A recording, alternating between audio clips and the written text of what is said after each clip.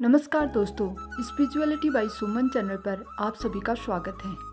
आइए आज हम बात करेंगे गोवर्धन के बारे में। आप सभी को गोवर्धन की बहुत बहुत शुभकामनाएं। गोवर्धन पूजा को अन्नकूट पूजा के नाम से भी जाना जाता है। इस दिन गाय के गोबर से गोवर्धन पर्वत तैयार किया जाता है और इसकी पूजा की जाती है। साथ में इस दिन भगवान श्री कृष्ण की पूजा का भी विशेष महत्व है। आमतौर पर गोवर्धन पूजा का त्यौहार दिवाली के अगले दिन ही मनाया जाता है। इस बार 14 नवंबर मंगलवार 2023 को गोवर्धन पूजा का मुहूर्त है। प्रतिपदा प्रारंभ होगी 13 नवंबर सोमवार को 2:56 PM से और प्रतिपदा समाप्त होगी 14 नवंबर मंगलवार को 2:36 PM तक। गोवर्धन पूजा प्रातःकाल मुहूर्त है 6:14 AM से 8:25 AM तक। गोवर्धन पूजा करने से घर परिवार में खुशहाली आती है, घर में धन की कभी कमी नहीं होती। कहते हैं कि इस दिन गोवर्धन पूजा के साथ साथ गौ माता और श्री कृष्ण की आराधना करने से भक्तों को विशेष फल प्राप्त होता है। कार्तिक मास के शुक्ल पक्ष की प्रतिपदा तिथि के दिन की जाने वाली गोवर्धन पूजा कई मायनों में खास होती है। श्री कृष्ण की भक्ति होती है। भगवान श्री कृष्ण के भक्तों के लिए ये पूजा काफी महत्वपूर्ण है, क्योंकि इसे मनाने की शुरुआत उनके द्वारा रची गई लीला के साथ ही हुई थी। भगवान श्री कृष्ण ने गोवर्धन पर्वत को अपनी कनिष्ठा पर उठाकर इंद्रदेव के प्रकोप से सभी ब्रजवासियों की रक्षा की थी। तब से ही ये पर्व मनाने की परंपरा शुरू हुई। इसलिए इस दिन को श्री कृष्ण की भक्ति और आराधना करने के लिए विशेष माना गया है। गोवर्धन पूजा को अन्नकूट पूजा भी कहा जाता है। इस दिन गेहूँ, चावल जैसे अनाज, बेसन से बनी कढ़ी, पत्ते वाली सब्जियों से बने भोजन को पकाया जाता है और भगवान कृष्ण को अर्पित किया जाता है। गौ माता के प्रति भी कृतज्ञता हमारे सनातन धर्म की ये खूबसूरती है कि इसमें प्रकृति और यहाँ तक कि पशुओं को भी पूजनीय स्थान दिया गया है। जिस प्रकार नदियों में गंगा को अत्यंत पवित्र माना जाता है, उसी प्रकार पशुओं में गाय को हमारे धर्म में एक विशेष स्थान प्राप्त है। पूजनीय होने के साथ गाय के साथ माता जोड़कर उन्हें माँ के समान भी माना गया है। गोवर्धन पूजा के गौ माता के प्रति कृतज्ञ एवं आभार व्यक्त करने के लिए भी विशेष दिन है, क्योंकि इस पूजा में गाय के गोबर का ही प्रयोग होता है। हमारे शास्त्र हमें बताते हैं कि श्री कृष्ण को भी गायों से अत्यंत प्रेम था और उनके दूध से बनी चीज़ों को ही बड़े चाव से खाते थे। प्रकृति के प्रति भी आभार जताया जाता है। गोवर्धन पर्वत का नाम गोवर्धन पर्वत के नाम पर पड़ा।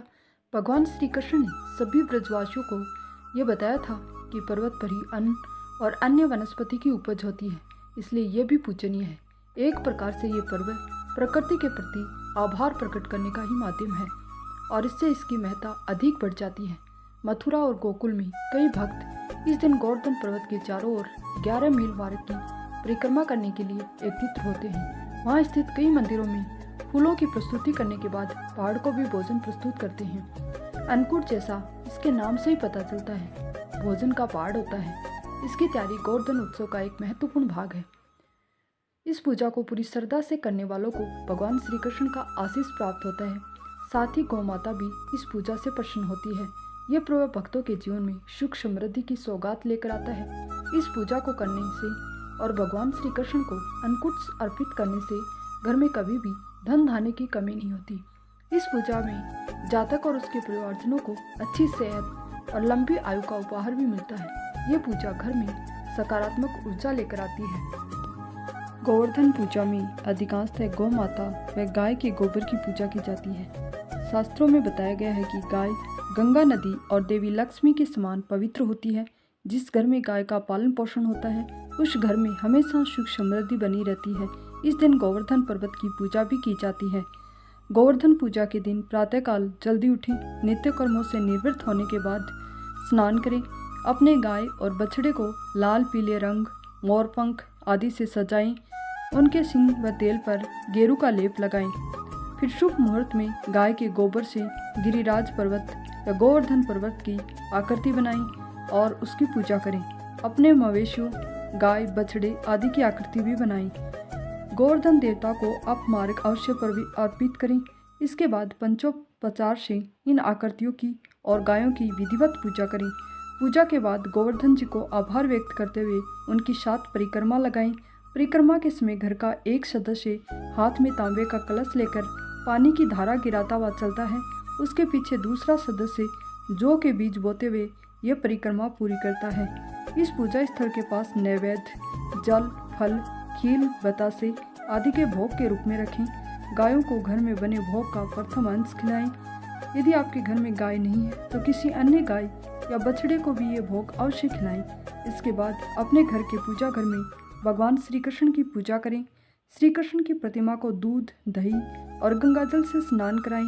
पुष्प, कुमकुम, हल्दी, चंदन, अक्षत आदि से उनकी पूजन करें। अब भगवान कृष्ण को षोडशोपचार की सामग्री अर्पित करें। इसके बाद भगवान कृष्ण को अन्न से बने गोवर्धन पर्वत अर्थात अन्नकूट का भोग लगाएं। गोबर से भी गोवर्धन पूजा करें। अब भगवान से आने वाले समय में घटने वाली विषम आपदाओं से आपकी रक्षा करने की प्रार्थना करें। आइए अब सुनते हैं गोवर्धन पूजा की पौराणिक कथा। दीपावली के बाद पूरे देश में गोवर्धन पूजा बड़ी ही श्रद्धापूर्वक मनाई जाती है। ये त्यौहार काफ़ी खास है क्योंकि इसका संबंध भगवान श्री कृष्ण से है। इस कथा के माध्यम से हम आपको बताएंगे कि इस पर्व की शुरुआत कैसे हुई और इसका भगवान श्री कृष्ण से क्या संबंध है। द्वापर युग में एक बार देवराज इंद्र को अपनी शक्तियों के ऊपर बहुत ज़्यादा अहंकार हो गया था। उन्होंने अभिमान तोड़ने के लिए श्री कृष्ण ने अपनी बड़ी ही अद्भुत लीला रची थी। गोवर्धन एक दिन श्री कृष्ण ने देखा कि ग्रामवासी किसी पूजा की तैयारी में व्यस्त हैं और स्वादिष्ट पकवान बना रहे हैं। ये देखकर श्री कृष्ण मैया यशोदा से पूछते हैं कि हे मैया, यहाँ सब लोग किस पूजा की तैयारियों में व्यस्त हैं। श्री कृष्ण की बातें सुनकर यशोदा माता उत्तर देती है और बताती है कि गांव के सभी लोग इंद्रदेव की पूजा में व्यस्त हैं। कृष्ण जी आगे पूछते हैं कि उनकी पूजा क्यों की जाती है, तो माँ यशोदा बताती है कि यह पूजा इंद्रदेव को प्रसन्न करने के लिए की जाती है, जिससे गांव में ठीक से वर्षा होती रहे, खेतों में फसलें लहलाती रहें और जिससे कभी भी अन्न की इस गांव में कमी ना हो। गांव वासियों के साथ यहाँ के पशुओं का भी भरण पोषण इस अन्न से ही होता है। इस बात पर श्री कृष्ण ने कहा कि फिर इंद्रदेव की जगह गोवर्धन पर्वत की पूजा होनी चाहिए, क्योंकि गायों को चारा वहीं से मिलता है। इंद्रदेव तो कभी प्रसन्न नहीं होते हैं और नहीं दर्शन देते हैं। श्री कृष्ण की ये बात ब्रज के अन्य लोगों को भी पता लगी और उन्होंने कान्हा की बात मानकर इंद्रदेव की जगह गोवर्धन पर्वत की पूजा शुरू कर दी। यह देखकर इंद्रदेव अत्यंत क्रोधित हुए और उन्होंने मूसलाधार वर्षा शुरू कर दी। इंद्रदेव ने इतनी वर्षा की कि उससे ब्रजवासियों को फसल के साथ साथ काफ़ी नुकसान पशुओं का भी हुआ। वर्षा न रुकने पर सभी ब्रजवासी श्री कृष्ण की शरण में पहुँचे और उनसे रक्षा की प्रार्थना करने लगे। श्री कृष्ण ने सभी ब्रजवासियों को इंद्रदेव के प्रकोप से बचाने के लिए अपनी कनिष्ठा उंगली पर पूरा गोवर्धन पर्वत उठा लिया था। उन्होंने ब्रज के सभी लोगों से अपने गाय, बछड़े और अन्य पशुओं समेत पर्वत के नीचे शरण लेने के लिए कहा।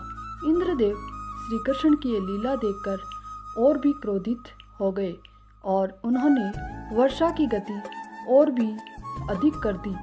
तब श्री कृष्ण ने सुदर्शन चक्र से कहा कि आप पर्वत के ऊपर विराजमान होकर वर्षा की गति को नियंत्रित करो, और शेषनाग से कहा आप मेढ़ बनाकर पानी को पर्वत की ओर आने से रोक दो।